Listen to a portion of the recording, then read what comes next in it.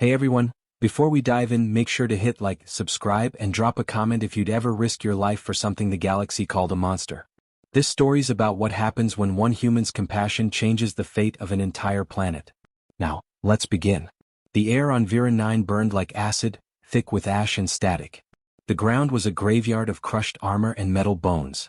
Captain Rylan Voss crouched behind the wreckage of a collapsed drone carrier, visor cracked, rifle overheating. The mercenary channel hissed with voices, half human, half alien, each one growing more desperate as the enemy closed in. Extraction windows closing, barked Lurok, his four-eyed Draxan lieutenant. Council fleets inbound. We need to move, Captain. Rylan glanced toward the horizon. The sky shimmered with fire trails where orbital bombs fell like dying stars. We move when the civilians are clear, he said, his voice rough but steady. Lurok's mandibles clicked irritably. They're not our contract. You're burning time for ghosts. Then I guess I'm sentimental, Rylan muttered, pushing through the heat haze. The team followed reluctantly, weapons raised, navigating through the ruins of what once was a research complex. The place stank of scorched plasma and something worse, burnt protein, charred flesh, alien and human alike. Rylan's boots crunched on broken glass and fragments of containment pods. Every surface shimmered faintly with biological residue. They reached the central chamber, its walls pulsing faintly with residual bioluminescence. In the center stood a shattered pod large enough to hold a dropship. Inside something breathed. Shallow, rasping, stubborn. Lurok lifted his plasma rifle. Whatever's in there, it's dying. Let it. Rylan raised a hand. Scan first. The team hesitated. Data scrolled across their visors. Life form unknown. Massive muscular density. Organ structure unstable. Designation, Xylar predator, experimental organism, terminated per council order. Every mercenary in the room stiffened. They'd all heard the stories. The Xylar project, organic war machines built to think, adapt, and kill. Each one capable of dismantling a cruiser barehanded. They weren't supposed to exist anymore. It's the reason this sector's burning, said one of the younger mercs, voice trembling. Those things turned on their creators. Rylan stepped closer. Inside the pod, tangled in cracked biowiring, lay a creature the color of midnight oil. Its body was shredded with cauterized wounds, rib plates crushed inward, one arm missing below the elbow. But its eyes, those eyes were still alive, molten gold rimmed with black slit pupils watching him. It didn't snarl. Didn't lunge. Just stared. Lurok grabbed Rylan's arm. We are not saving that. You think mercy works on weapons? Rylan pulled free. I think dying alone under rubble isn't mercy. It's execution. He knelt beside the creature, flicking open his medkit. Nanite injectors hummed as he pushed them into the predator's vascular mesh. Its breathing hitched, then steadied. Captain, someone shouted. The ground shook. Explosions rippled through the distant corridors. The enemy was breaching the perimeter. 2 minutes. Lurok roared. Rylan ignored him. The predator's clawed hand twitched, then gripped the edge of the pod. For an instant, it almost seemed to reach for him, not in violence but in recognition. He caught its gaze again, seeing something that shouldn't have existed inside a bioengineered killer, fear. He hit the comms. Evac on my mark. I'm bringing a guest. The channel exploded with disbelief. He's lost it. He's bringing a damn predator on board. Better me than the enemy, Rylan said flatly. Move. Lurok cursed but followed. The team covered their captain as he slung the half-conscious creature over his shoulders. Its weight nearly crushed him, but he pushed forward, every muscle screaming. Gunfire roared through the hallways. Alien insurgents in red armor surged from every direction. Rylan's squad fought like demons, cutting through with coordinated bursts. The predator stirred once, a low rumble building in its chest, a sound like thunder trapped in metal. Rylan tightened his grip. Easy. Almost there. By the time they reached the evac shuttle, the base was collapsing in on itself. Plasma fire rained down from orbit, melting the horizon. Rylan stumbled onto the ramp, laid the predator on the deck and slammed the hatch closed. The shuttle rocketed skyward, breaking atmosphere in a violent burst of heat. Everyone sat in silence, staring at the black shape sprawled on the floor. Its chest rose and fell faintly. One of the mercs spat on the deck. You're a fool, Captain. That thing's gonna wake up and gut us all. Rylan looked down at the creature's torn frame. Then we'll cross that bridge when it gets there. Lurok folded his arms. We should have left it. You risked all our lives for, what? A lab experiment. For a chance, Ryland said quietly. If there's even one spark of something left in it worth saving, I'll take the risk.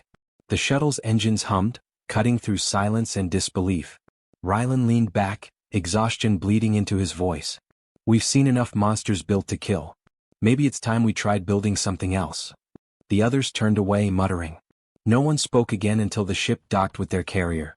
Hours later, in the med bay, Ryland checked the Predator's vitals one last time. Stabilized though faint. The creature's eyes fluttered open briefly, locking onto his face. He didn't move. Neither did it.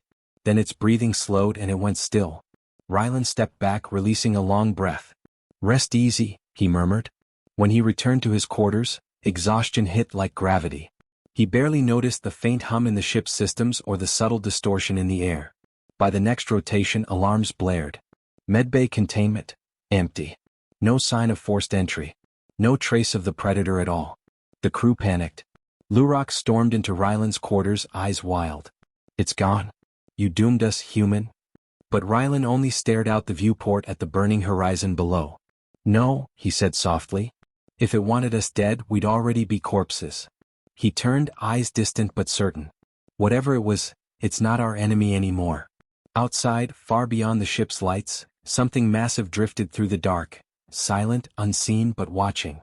The mercenaries would later call him a fool for saving it. They'd laugh when they said it. But none of them laughed long. Months passed, and the war on Vern 9 became just another footnote in the Galactic Council's endless reports.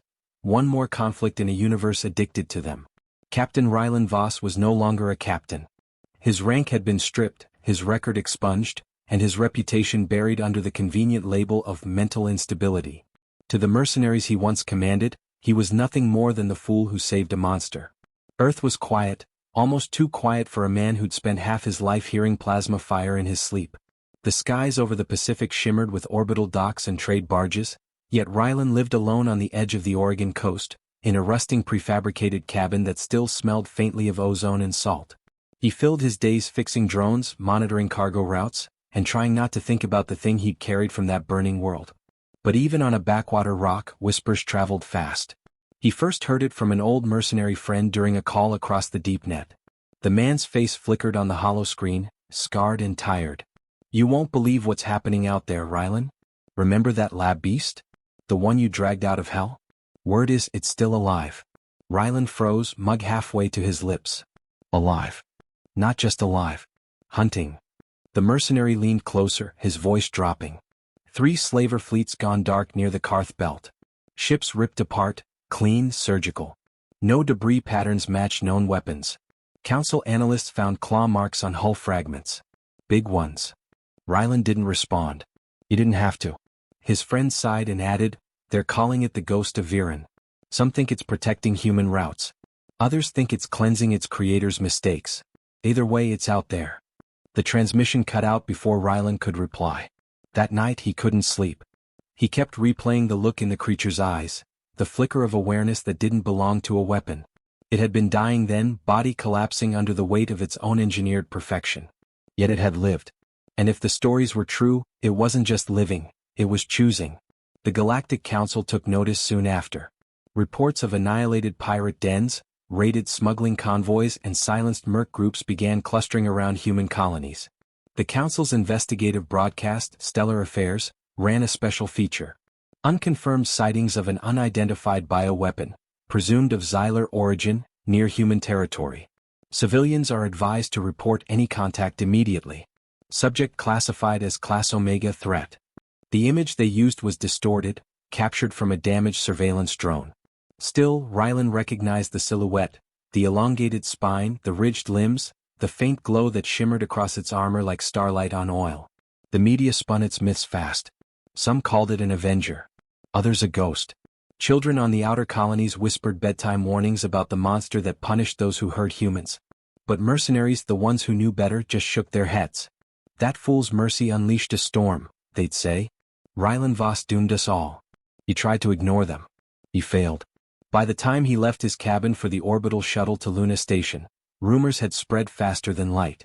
The Predator had destroyed a Council dreadnought near Anders Rift, one of the most fortified vessels in the quadrant. No survivors. The council declared an emergency summit. Humanity's growing independence made them nervous enough. An unstoppable weapon haunting their borders pushed them to panic. Rylan walked the sterile halls of Luna Station, listening to the murmurs of diplomats and security officials. He wasn't invited to the summit, of course, but he had contacts, people who still owed him from the wars. He found one outside the council chamber. Commander Estera Dren, an old comrade turned envoy. Her silver uniform gleamed beneath the artificial lights, her eyes sharp but tired. "You shouldn't be here, Rylan," she said without turning. "Then it's a good thing I stopped asking permission." Estera exhaled softly. "You heard, I assume, about the ghost?" He nodded. "It's not what they think." She looked at him finally, disbelief tightening her jaw. "You don't even know what it is anymore. Whatever mercy you think you saw, it's gone. These things don't change, Rylan. They adapt. That's all."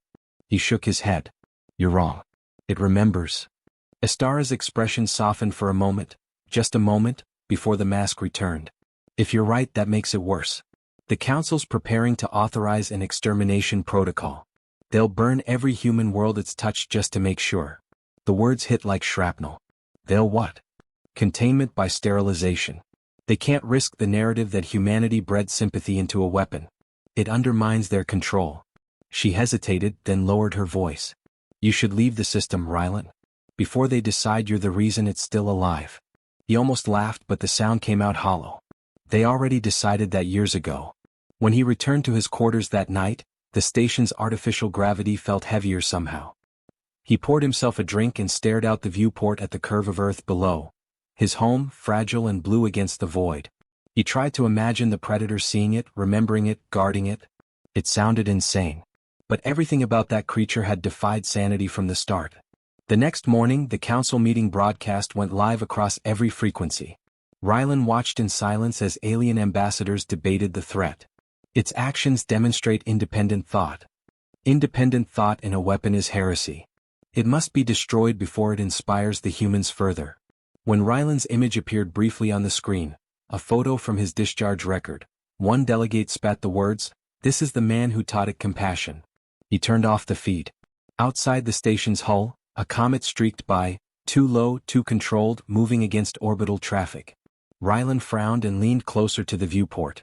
For a heartbeat, the shape flared in the sunlight, a silhouette sleek and curved, trailing a faint wake of iridescent mist. Not a comet. His chest tightened. He whispered to the glass, "You found me." Then alarms shrieked through the station. Communications blackout.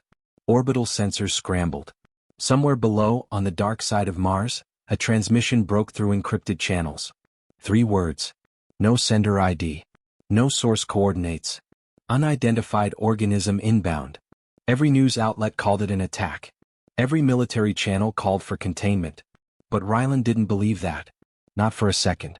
He stood before the viewport as Earth's reflection shimmered across his visor, and for the first time since Vera 9, he felt the same electric certainty burning in his veins. It wasn't coming to destroy. It was coming back. And whatever it wanted, it was already too late to stop. The night the sky caught fire, every sensor in orbit screamed. Civilian satellites blinked out one by one as a wall of ships emerged from slipspace, an armada under the Galactic Council's flag. They didn't announce their arrival. They didn't negotiate. They came to remind humanity of its place. Rylan Voss watched from the Defense Command Center on Luna, jaw clenched, heart heavy. The blue curve of Earth hung below like a fragile jewel about to be crushed under steel. Around him, officers barked orders, trying to make sense of the impossible. They said this was a containment operation, a young technician stammered, her hands shaking. "They're targeting power grids, orbital relays, civilian infrastructure. Sir, they're not trying to contain anything. They're making an example," Rylan said. His voice was low, even, but the weight of it silenced the room. Outside the viewport, the first bombardment hit. A bright streak cut through the upper atmosphere, and the Pacific shimmered with reflected flame. "Council fleet incoming from 3 vectors," another officer reported. "Estimated time to full orbital dominance, 17 minutes. Evacuate civilian stations. Route all defense satellites to auto-engage mode," Rylan ordered. He didn't have the authority to command anymore, but no one questioned him. They all knew the truth. He was the only one who'd fought the Council and survived to tell about it. The comms flared to life with overlapping cries for help. Colonies burning. Transport ships fleeing. He heard the sound of humanity fracturing under fear. And beneath it all, something else, a frequency distortion that wasn't human. "Sir," said the technician again, "we're detecting a massive energy surge on approach from Mars orbit. Non-council, non-human. It's alive." Ryland turned toward the display. A shape appeared on the scanners, vast, fluid, and dark, moving faster than physics should allow. Its energy signature pulsed with biological rhythm, like a heartbeat amplified through space itself. He didn't need the analysis. He already knew. The Predator had come home. Council fleets shifted formation instantly, launching interceptors toward the unknown object. Ryland watched the feed, grainy, trembling, chaotic, as the first volley of plasma torpedoes streaked toward the oncoming shape. Each one vanished in midair, absorbed by a ripple of distortion. Then the Predator struck back. It didn't fire weapons. Moved. The darkness around it warped, pulling the nearest cruiser into its wake. Metal twisted like paper as the ship folded in on itself, imploding into a sphere of molten slag before exploding outward in silent brilliance. The bridge filled with gasps. One officer whispered, That thing's destroying them." "No," Ryland said. "It's protecting us." For every human defense platform the Council targeted, the Predator intercepted the shots. Its body tore through cruisers, shredding their armor with kinetic bursts that left trails of luminescent residue. The stars burned brighter for every life it extinguished. But there was no rage in its movements. Only precision. Purpose. The Council's response was immediate, tactical madness disguised as order. Dozens of battleships converged, forming a lattice of light around Earth. Their commander's voice echoed across all frequencies. "By decree of the Galactic Council, Earth and its territories are under martial sanction. Any defense will be met with extermination." "Cut that transmission," Ryland snapped. "We're done listening." The technician hesitated.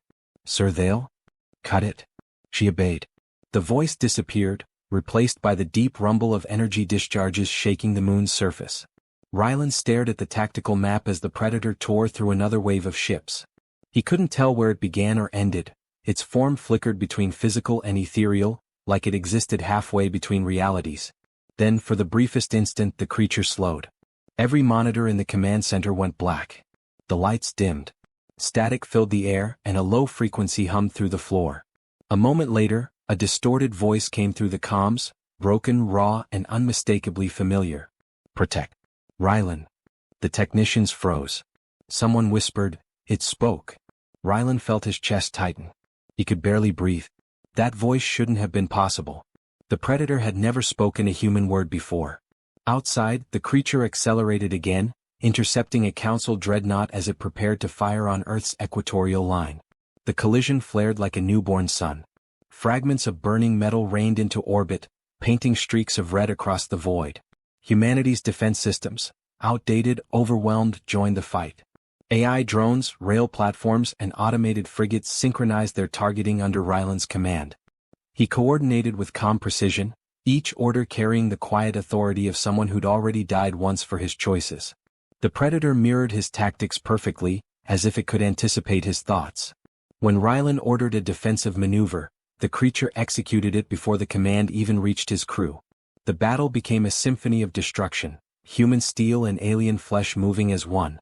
But even as it fought, the Predator was bleeding. Its bioluminescence dimmed, patterns flickering irregularly.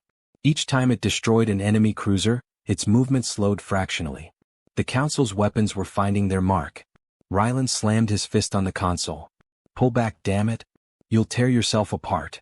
There was no answer. The creature kept fighting. Then through the chaos, a new fleet emerged, Council reinforcements, sleek in silver, cutting through the dust clouds. At their center loomed a ship larger than any Ryland had ever seen, a floating cathedral of war. The Eidolon. Command vessel of the Council's Supreme Marshal. Its main cannon charged, glowing brighter than the sun. "Target lock, Earth." Ryland's crew looked to him in horror. "We can't stop that," someone whispered. The Predator moved. Faster than light, faster than thought. It slammed into the cannon's trajectory, absorbing the full blast into its body. The explosion blinded every sensor, shaking Luna's surface with seismic force. When the light faded, the Council fleet was scattered, drifting in chaos. The Predator floated motionless in the debris field, its body cracked open, energy leaking like liquid fire. Rylan stared, speechless. The creature had taken the hit meant for Earth. The room was silent except for the hum of broken systems. The technicians waited, breath held, for the final impact that never came. On the main screen, a pulse of faint golden light flickered within the creature's chest. One heartbeat. Then another. It wasn't dead. Rylan's voice came out hoarse. "Prepare a shuttle. We're going up there." "Sir, the fleet's still operational." "I said prepare it." He turned toward the viewport one last time. Outside, the stars shimmered through trails of smoke and wreckage. The Predator drifted slowly, its broken wings spread wide, casting a shadow over the wounded planet below. Rylan's reflection stared back at him, eyes filled with something between grief and awe. "It came back for us," he whispered. And deep in the black silence between worlds, the creature stirred. The shuttle rose through the smoke-choked atmosphere, its hull groaning as it cut through debris fields still glowing from battle. Rylan stood at the viewport, helmet under his arm, gaze locked on the drifting silhouette ahead. The Predator hung in silence above Earth, its massive frame torn open by the Council's cannon, inner light flickering weakly like a dying star. Around it, fragments of warships floated in lazy orbits, silent witnesses to what it had done. "Approach vector set," said the pilot, voice trembling. "Radiation's off the charts. We get any closer, the hull peel." "Then hold position," Rylan said. "I'll go alone." "Sir, you can't." "I wasn't asking." He sealed his helmet and stepped into the airlock. The hatch opened with a hiss, exposing the void. The tether cable snapped taut as he propelled himself toward the creature's shadow. Every meter closer felt like entering the wake of a god. The Predator's armor pulsed faintly, shifting colors like molten glass under stress. It wasn't just wounded, it was unraveling. He landed against the side of its chest, magnetic boots clamping to scorched plating. The surface radiated heat, enough to fog his visor. He pressed his glove to the nearest breach, scanning for any sign of neural activity. The readings were weak, erratic, but there. "I'm here," he said quietly, though his voice vanished into the vacuum. "You're not done yet." For a moment, nothing. Then the plating under his hand twitched. Faint vibrations rippled outward. A sound like breathing, labored, mechanical but alive, echoed through the hull. The creature's eye opened, a single molten iris fixing on him. Rylan's pulse spiked. "You saved them," he said. "You saved all of us." The Predator's jaw flexed, tendrils shifting as it tried to form words. "You saved me." The voice came broken through the comm link, each syllable shaped like it had been learned from echoes of human speech. Rylan shook his head. "I didn't save you. I just couldn't watch you die." A tremor rolled through the creature's body as its gaze drifted toward the blue sphere below. "Home." He followed its eyes. Earth gleamed beneath the shattered fleets, a fragile miracle of oceans and light. "Yeah," he murmured. "Home." The comm line crackled.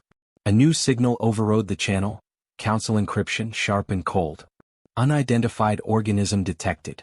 Human presence confirmed. Deploying termination squad." Rylan cursed.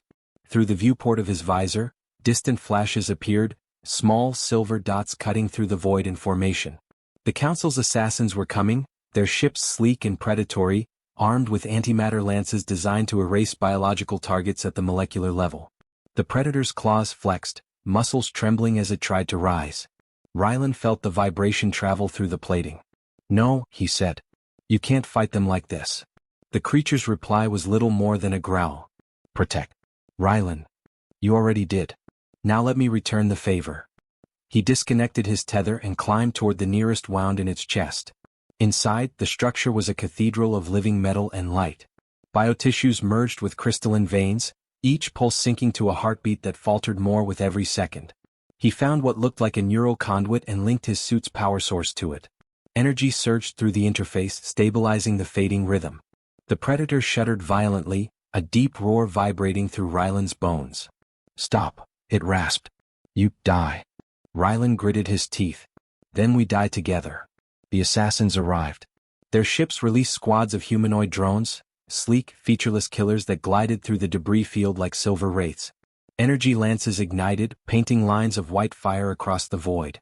Rylan climbed out of the wound and drew his sidearm, though he knew it was useless against what was coming. The first drone closed the distance, raising its weapon. Before it fired, a tendril of living armor shot from the Predator's side, impaling it through the chest. The creature's body came alive again, reflexes burning through exhaustion. Ryland fired in tandem, using the drone's shattered body as cover. Plasma bolts bounced harmlessly off the predator's skin as it shielded him, each movement more desperate than the last. The assassins swarmed. Light and motion blurred into chaos. Ryland saw one breach the creature's shoulder and land on its chest, charging a lance directly toward him. He dove aside but not fast enough.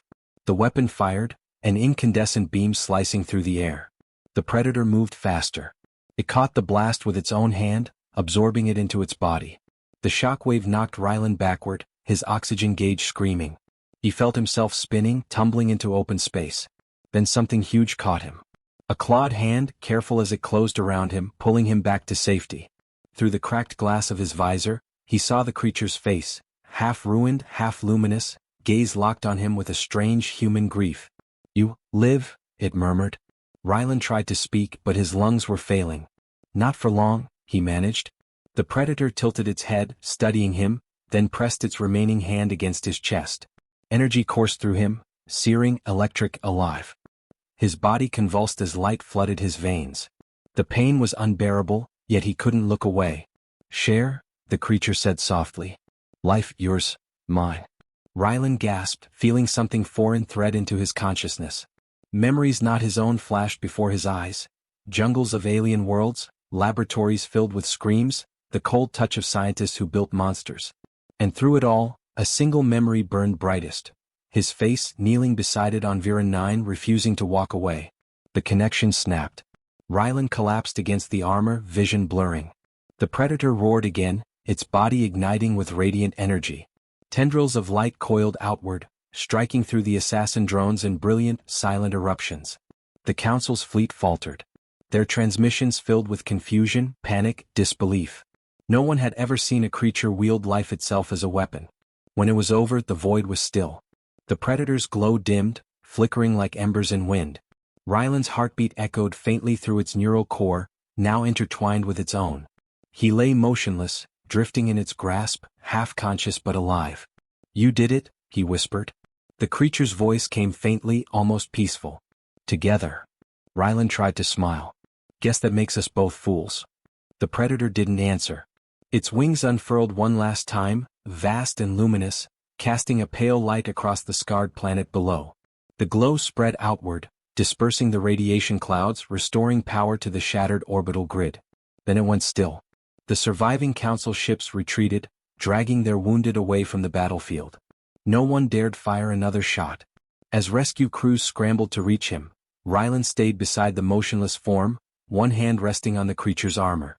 Its chest still pulsed faintly, slow and steady, each beat resonating with his own. He closed his eyes, whispering to the void. "You kept your promise." And somewhere deep within that vast, silent body, the predator breathed back. Weeks later, under the repaired sky, Ryland stood on the cliffs overlooking the Pacific. The waves shimmered with faint silver light, the same hue that once burned in the predator's eyes. Earth was healing, yet something in the air hummed. A low vibration felt more than heard. His wrist calm flickered. Static. Then a voice, faint but unmistakable, whispered through the channel. "Ryland, home, soon." The ocean darkened. Out beyond the horizon, something vast moved beneath the water, and the waves began to glow. He took a single step closer to the edge, breath catching in his throat. "It can't be." Then the signal cut to black.